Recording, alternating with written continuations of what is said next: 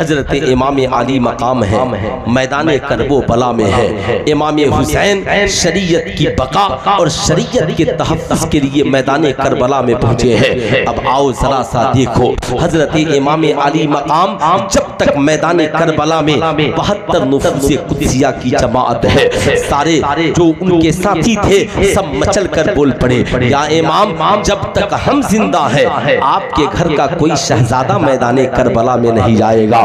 یہاں پر آئیں ذرا سا دیکھیں، جو ہی میدان کربلا میں امام نے قدم رکھا، پوچھا بیٹے علی اکبر کون سا وقت ہے؟ کہا بابا جان نماز کا وقت ہے۔ کہا اے بیٹا میدان کربلا میں آذان دو۔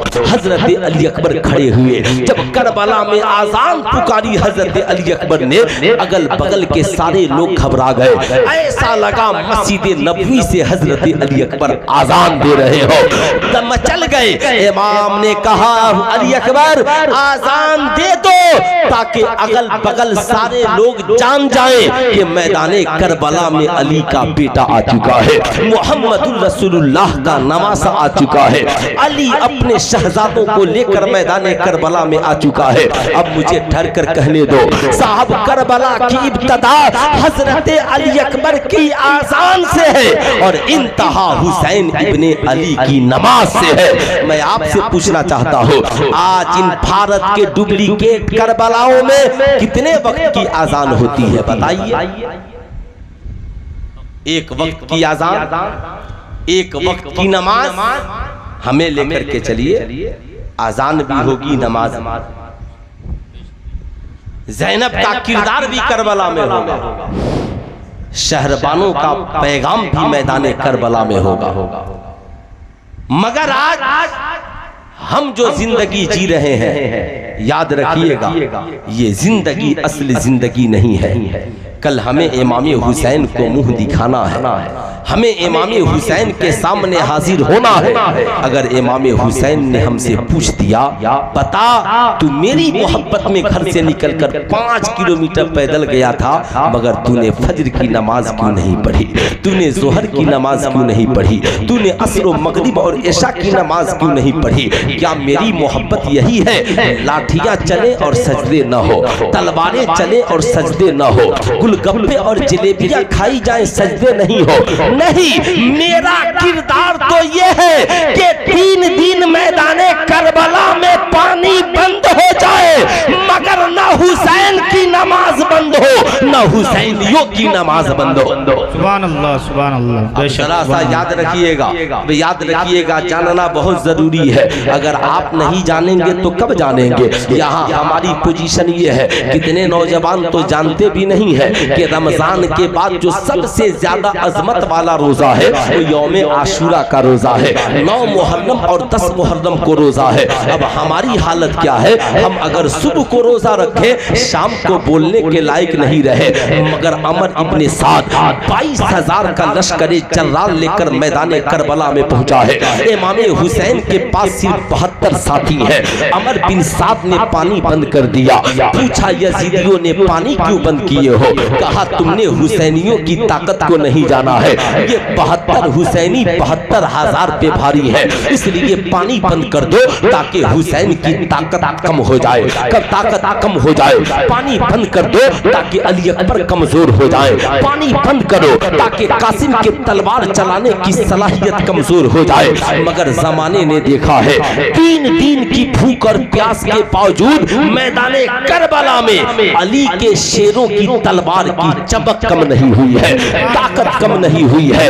اب ادھر صاحب 3 دن کے بھوکے اور پیاسے ہیں، مگر حال یہ ہے 9 محرم کا دن گزر چکا ہے اور 10 محرم کی رات آ چکی ہے۔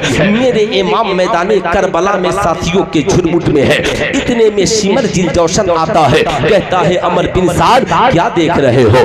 یا تو حسین پر حملہ کرو یا پھر اپنے عہدے سے معزول ہو جاؤ۔ حضرت امام علی مقام ان کے اوپر نظریں جمائے بیٹھے ہیں۔ عمر بن سعد نے کہا تھوڑی دیر سوچنے کا موقع دو۔ یہ عمر بن سعد کون ہے؟ یہ حضرت سعد ابن ابی وقاص کا بیٹا ہے۔ یاد رکھیے گا میری بات، یاد رکھیے گا۔ عمر بن سعد نہیں چاہتا تھا، لیکن عمر بن سعد نے کہا شمر ذرا مجھے کچھ مہلت دے دو تاکہ میں کچھ فیصلہ کر لوں۔ صحابی رسول کا بیٹا ہے، جانتا تھا حسین حق پر ہے، جانتا تھا حسین کی حقانیت کا اعلان قرآن نے کیا ہے، مگر یہ عمر بن سعد دولت کی لالچ میں آ گیا، حکومت کی لالچ میں آ گیا، صاحب دنیاوی جاہو جلال کی لالچ میں آ گیا۔ یاد رکھیے گا آپ اس زمانے سے وفا کی امید نہ کریں۔ اگر دولت کی لالچ میں عمر بن سعد حسین کی مخالفت میں کھڑا ہو سکتا ہے تو دولت کی لالچ میں آج کا بھی انسان آپ کے خلاف کھڑا ہو سکتا ہے، دولت کی لالچ میں آپ کا بھی چہیتا آپ کی مخالفت میں کھڑا ہو سکتا ہے۔ اس لیے کبھی دولت کی بات مت کیجئے گا، جہاں پہ دولت ہوگی وہاں پہ وفا کی امید نہ رکھیے گا۔ اس لیے کبھی بھی جہاں دولت کی بات آ جائے سمجھ لیجئے گا دینداری خطرے میں ہے، وفا شعاری خطرے میں ہے، امانت خطرے میں ہے۔ اگر یہی مزاج آپ کا رہا تو پھر سوچ لے ہمارا انجام کیا ہوگا۔ عمر بن سعد نے سوچا اگر حسین کے ساتھ گیا تو دولت نہیں ملے گی، مگر حور ابن ریاحی نے کہا تھا اے یزیدیو ادھر دولت ہے تو حسین کی طرف جنت ہے۔ حور ابن ریاحی نے گھوڑے کو ایل لگا کر امام کے قدموں میں جگہ لے لی۔ عمر بن سعد نے شمر جی جوشن سے کہا ہم جنگ کے لیے تیار ہیں، مگر آؤ ذرا سا دیکھو ادھر صفیں درست کر رہا ہے عمر بن سعد۔ میرے امام نے کہا عباس علمدار سے عباس ذرا سا پوچھے تو عمر بن سعد اور یزیدی کیا چاہتے ہیں۔ جو ہی حضرت عباس نے پوچھا عمر بن سعد نے کہا یا امام یا تو آپ لڑنے کے لیے تیار ہو جائیں یا یزید کی بیعت کے لیے تیار ہو جائیں۔ میرے امام نے کہا عباس جا کر کے کہہ دو یزیدیوں سے حسین نہ ہی بیعت کرے گا اور حسین لڑنے کے لیے تیار ہے، مگر سنو مجھے ایک رات کی مہلت دے دو۔ یہ ایک رات کی مہلت ہمیں چاہیے، مگر کربلا سے بھاگنے کے لیے نہیں چاہیے، بلکہ یہ ایک رات کی مہلت حسین ابن علی کو اس لیے چاہیے حسین کو نماز پسند ہے، جی بھر کر آج کی رات خدا کی عبادت کر لے۔ حسین کو قرآن کی تلاوت پسند ہے، جی بھر کر آج قرآن کی تلاوت کر لے۔ حسین کو خدا کی بارگاہ میں رونا اور گر گرانا پسند ہے، آج کی رات جی بھر کر خدا کی بارگاہ میں رو اور گر گرا لینے دے۔ یزیدی مان گئے۔ میں آج مارکیٹ میں اپنے حسینی بھائیوں سے کہنا چاہوں گا اے میری قوم کے شہزادوں اور شہزادیوں اگر تم اوریجنل حسینی ہو تو ذرا سینے پہ ہاتھ رکھ کر بتاؤ 9 محرم 10 محرم کی رات جو جب آئی ہے، 9 محرم کا دن گزار کر تو حسین پوری رات سجدے میں ہے، حسینی پوری رات سجدے میں ہے۔ امام حسین کی شہزادیاں مصلی پہ سر جھکائے بیٹھی ہے، حضرت زینب قرآن کی تلاوت کر رہی ہے۔ اے میری قوم کی بیٹیوں سنو، چوں ہی 10 محرم قریب آتا گیا حسینیوں کی نمازیں بڑھتی گئی، حسینیوں کا سجدہ بڑھتا گیا۔ اس لیے میری آپ سے گزارش ہے چوں ہی محرم کا مہینہ آئے نماز پڑھتے ہیں 5 وقت اور پڑھیے، قرآن پڑھتے ہیں خوب پڑھیے، روزہ رکھتے ہیں خوب رکھیے، زکوٰۃ کیجئے، صدقات دیجئے، غریبوں میں دوائیاں تقسیم کیجئے، یتیموں کے سروں پہ دست شفقت پھیریے۔ زمانے کو بتائیے کربلا میں حسین بھوکے اور پیاسے تھے اور پیاسے رہ کر انہوں نے دین بچایا ہے۔ ہم یہاں پر حسین کے نام پہ غریبوں کو کھانا کھلا رہے ہیں تاکہ ان کی زندگی کی حفاظت ہو سکے۔ جب امام عالی مقام صبح کو فجر کی نماز پڑھا کر کے فارغ ہوئے، ادھر یزیدیوں کا قافلہ تیار ہے میدان جنگ میں لڑنے کے لیے، ادھر یزیدی سینہ سی پر ہے، ادھر حسینی بھی سب باندھے کھڑے ہیں۔ حسینیوں کا مزاج دیکھیے، جب تک ایک بھی امام کا ساتھی باحیات رہا میدان کربلا میں، امام حسین کے گھرانے کا ایک شہزادہ بھی میدان کربلا میں قدم نہیں رکھا۔ لیکن جب باری آئی رکھنے کی تو ایک جوان بیٹا اپنے باپ کے سامنے ننگی تلوار لیے کھڑا ہے۔ باپ نے پوچھا ہے بیٹا کیا ارادہ ہے؟ کہا بابا جان اجازت دیجئے میں میدان کربلا میں جانا چاہتا ہوں۔ بابا جان آپ کی اجازت ہو جائے میں میدان کربلا میں جانا چاہتا ہوں۔ جانتے ہو بیٹا کون ہے؟ اسی بیٹے کا نام حضرت علی اکبر ہے۔ حضرت امام حسین نے کہا شہزادے قرآن کہتا ہے لن تنالوا البر حتی تنفقوا مما تحبون، تم اگر کوئی بھی بندہ اس وقت تک اللہ کا محبوب بندہ نہیں بن سکتا جب تک کہ اپنی پسندیدہ چیز کو راہ خدا میں قربان نہیں کر دے۔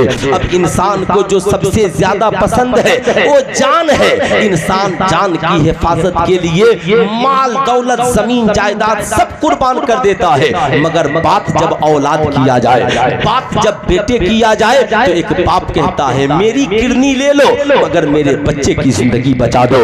ایک باپ کہتا ہے میری جان چلی جائے مگر میری اولاد کی جان نہ جانے پائے۔ اب جو جان سے بھی زیادہ پیارا ہو اسے بیٹا کہتے ہیں۔ صاحب حضرت علی اکبر ہے، 19 سال کے نوجوان ہے، میدان کربلا میں کھڑے ہیں۔ بابا جان اجازت چاہیے۔ حضرت امام علی مقام فرماتے ہیں بیٹے علی اکبر میں تجھے کیسے اجازت دوں؟ ایک باپ اپنے بیٹے کی زندگی کی حفاظت کے لیے لڑتا ہے۔ اے بیٹا علی اکبر میں تو نانا کی شریعت کی حفاظت کے لیے آیا ہوں، تنہا میں یزیدیوں سے لڑنے کے لیے کافی ہوں۔ مگر حضرت علی اکبر بول پڑے اے بابا جان اگر میری نگاہوں کے سامنے میرے باپ نے شہادت کا جام پی لیا تو یہ میری جوانی کس کام کی ہے؟ یہ میرے بازوؤں میں طاقت کس کام کی ہے؟ اے بابا زمانہ ہمیں بزدل کہے گا کہ ایک بیٹے کے جیتے جی اس کے باپ نے اس کی نگاہوں کے سامنے شہادت کا جام پی لیا۔ ابھی ایک بیٹا اپنے باپ سے محبت کی بات کر رہا ہے۔ ہے کوئی آج میری قوم کا نوجوان جو باپ سے اتنی محبت کرے، جو باپ سے اتنا پیار کرے؟ صرف گمچیاں باندھ کر یا حسین کہنا آسان ہے، حسین کے بیٹے کی طرح تم بھی اپنے باپ سے پیار کر کے دکھاؤ تب ہم کہیں گے تم حسینی، تب ہم کہیں گے حسینی ہو۔ تو ایسا ڈپلیکیٹ حسینی ہے، کما کر بیویوں کو کھلاتا ہے، کما کر دوستوں کو دیتا ہے، باپ دوا کے بغیر اسپتال میں دم توڑ دیتا ہے تو پوچھنے کے لیے بھی نہیں جاتا۔ مگر یہ حسین کا بیٹا ہے جو میدان کارزار میں تلوار لے کر کے چلا ہے۔ باپ ہر باپ دعا کرتا ہے مولا میرا بیٹا جنگ میں جائے تو بخیری و عافیت واپس آ جائے، مگر یہ حسین کی دعا ہے مولا میرے بیٹے کی شہادت کو تو قبول کر لے۔ باپ بھی بہادر ہے اور بیٹا بھی بہادر ہے۔ حضرت علی اکبر نے کہا بابا جان یہ زندگی تو اسی لیے ہے تاکہ باپ کی جان کی حفاظت کے لیے بیٹے کی زندگی قربان ہو جائے۔ اے بابا جان نانا کی شریعت کی بھی حفاظت ہوگی اور جب تک علی اکبر زندہ ہے باپ کی زندگی کی بھی حفاظت ہوگی۔ یہ وہ بیٹا بول رہا ہے، اس سے بڑا وفادار کون ہوگا؟